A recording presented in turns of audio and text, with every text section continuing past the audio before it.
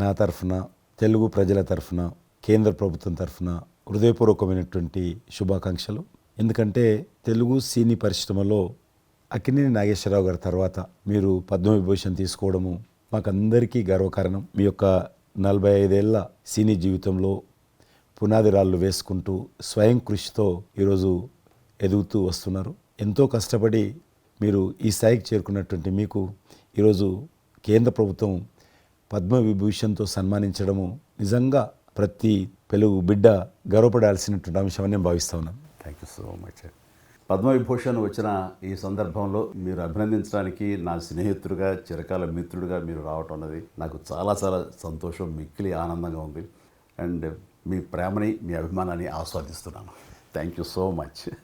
ఢిల్లీలో రాష్ట్రపతి చేతుల మీదుగా తీసుకుంటున్నారు కాబట్టి మేము దానికంటే ముందే మిమ్మల్ని కలవాలి, అభినందించాలనేటువంటి ఆలోచనతో ఈరోజు మీ దగ్గరికి రావడం జరిగింది. మోస్ట్ వెల్కమ్ అండి. దక్షిణ భారతదేశంలో రజనీకాంత్ గారు కానీ మీరు కానీ ఒక మంచి నైతిక విలువలతో కూడినటువంటి నటులుగా మంచి పేరు తెచ్చుకున్నారు. అంతేకాకుండా మన తెలుగు ఇండస్ట్రీస్కి వచ్చినప్పుడు తెలుగు ఇండస్ట్రీలో అప్పుడప్పుడు అనేక రకాల సమస్యలు వస్తుంటాయి, క్రైసిస్ వస్తూ ఉన్నప్పుడు ప్రభుత్వంతో కానీ మీ నటుల మధ్యలో కానీ సినిమా ఇండస్ట్రీ మధ్యలో కానీ వచ్చినప్పుడు సీనియర్ నటుడిగా, మెగాస్టార్గా అందరినీ సమన్వయపరుస్తూ మరి ముందుకు తీసుకెళ్ళేటువంటి వారు. అలాంటి మీరు ఈరోజు మరి పద్మవిభూషణ్ రావడం అనేటువంటిది మరి అందరం సంతోషించాల్సిన అంశం అని నేను భావిస్తా ఉన్నాను. ఈ ఇండస్ట్రీ లేకపోతే మేము లేవండి. మా చదివిన చదువుకు కానీ, మన బ్యాక్గ్రౌండ్కి కానీ ఏదో ఒక మారుమూల ఉద్యోగం చూసుకుంటూ ఉండాల్సిన వాళ్ళు ఈ రోజున ఇంత సెలబ్రిటీ స్టేటస్ కానీ ప్రపంచవ్యాప్తంగా ఎక్కడ మన వాళ్ళు ఉన్నా సరే అక్కడ గుర్తింపు కానివ్వండి, ఇవన్నీ రావటం అంటే కనుక కళామ తల్లి, ఆ సినిమా ఇండస్ట్రీ నాకు పెట్టిన భిక్షగా నేను ఫీల్ అవుతుంటాను. ఆ ఇండస్ట్రీ లేకపోతే ఏం లేదు. అందుకని ఇలాంటి ఇండస్ట్రీకి ప్రత్యుపకారంగా నేను ఏం చేయాలి, నాకు ఇంత స్థానం ఇచ్చిన ఇండస్ట్రీకి తిరిగి నేను ఏమి ఇవ్వగలను అనేటటువంటి ఒక గ్రాటిట్యూడ్ నుంచి మొదలైందే.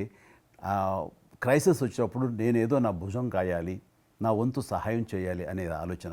ఒక ఇంటికి పెద్ద బిడ్డగా, పెద్ద కొడుకుగా ఆ ఇంటి కుటుంబ బాధ్యతలకి తన వంతు సహాయం ఎలా చేస్తాడో అలాగే నిర్వర్తించాలని ఉంటుంది. కానీ ప్రతిదానికి పెద్ద నేను అనేటువంటి బేషిజానికి మాత్రం పోవాలని కారణం ఒకటి అనుకుంటే మీరంటే అందరు యాక్సెప్టబిలిటీ ఉంటుంది. అది కూడా ఆ యాక్సెప్టబిలిటీ చిన్నవాళ్ళు కానీ పెద్దవాళ్ళు కానీ ఈ రంగం కానీ ఆ రంగం కానీ మీరు ఏదైనా ఒక మాట చెప్తే దాని మీద మీరు నిలబడతారు, మిగతా వాళ్ళు కూడా మీ మాట గౌరవం ఇస్తారు. అది కారణం నేను అనుకుంటాను.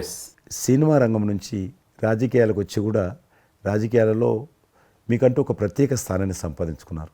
మీరు కొత్త ఒరవడి రాజకీయాల్లో కూడా తీసుకురావడం జరిగింది. మీరు చేపట్టినటువంటి ప్రచార కార్యక్రమం కానీ, మీకు వస్తున్నటువంటి స్పందన కానీ అద్భుతంగా. మేమందరం ప్రతి కార్యక్రమాన్ని వేరే ప్రత్యామ్నాయ పార్టీలో ఉన్నప్పుడు కూడా మీ రాకను మేము గమనించే వాళ్ళము. మీరు చేస్తున్నటువంటి ప్రచారము, కొత్త ఒరవడి మీరు అద్భుతంగా చేశారు. ప్రాంతాలకు అతీతంగా మీకు స్పందన లభించింది, చాలామంది గెలిచొచ్చారు.